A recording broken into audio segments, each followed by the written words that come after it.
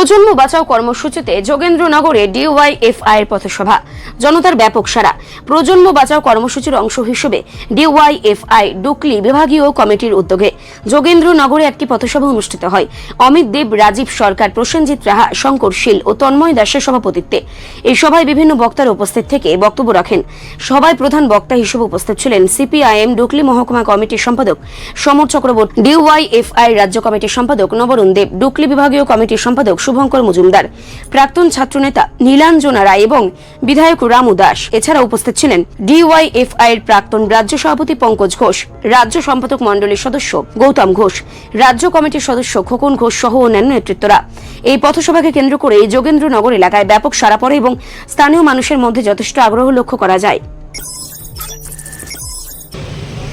এখানে যারা শুনছেন না, এক দুইজন আছেন বিজেপি এখনো করেন, অত্যন্ত বিনয়ের সঙ্গে সন্ধ্যার সময় জিজ্ঞেস করছি, আচ্ছা এই পার্টির বিষয়ে বছরে বামফ্রন্ট সরকার যখন ছিল, বামফ্রন্ট সরকার যখন নাই, তখন এই পার্টি বিষয়ে 365 দিন কি হয় আমি জানি না ডিওএফআই হিসাবে, কিন্তু আমি জানি বছরে দুইবার এখানে রক্ত দেয়, 30-40 জন করে রক্ত দেয়।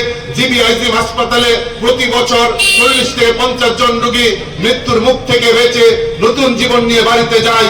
এই দায়িত্বটা যে অফিসটা পালন করে বছর একটা দুইটা দিন এই পার্টি অফিসটা থেকে করে, এই পার্টি অফিসটা থেকে করে। কিন্তু এরপরে জিজ্ঞেস করতে চাই, এই পার্টি অফিসে রক্তদান করা কেন করেন, তার অপরাধে কি পার্টি অফিসে ভাঙা হয়েছিল? আমরা আমাদের চোখের সামনে দেখতে পাচ্ছি।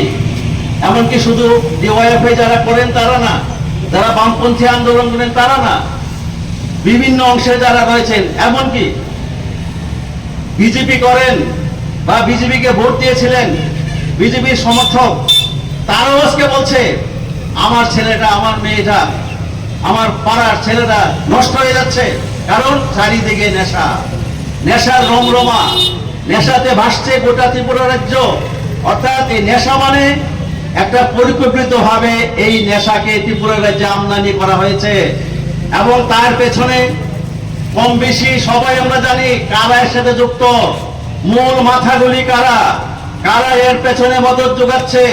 নইলে কারো হিম্মত নেই পাড়ায় পাড়ায়, এলাকায় এলাকায়, দোকানে দোকানে এভাবে নেশা সামগ্রী সেখানে নিয়ে আসা, এগুলি বিক্রি করা।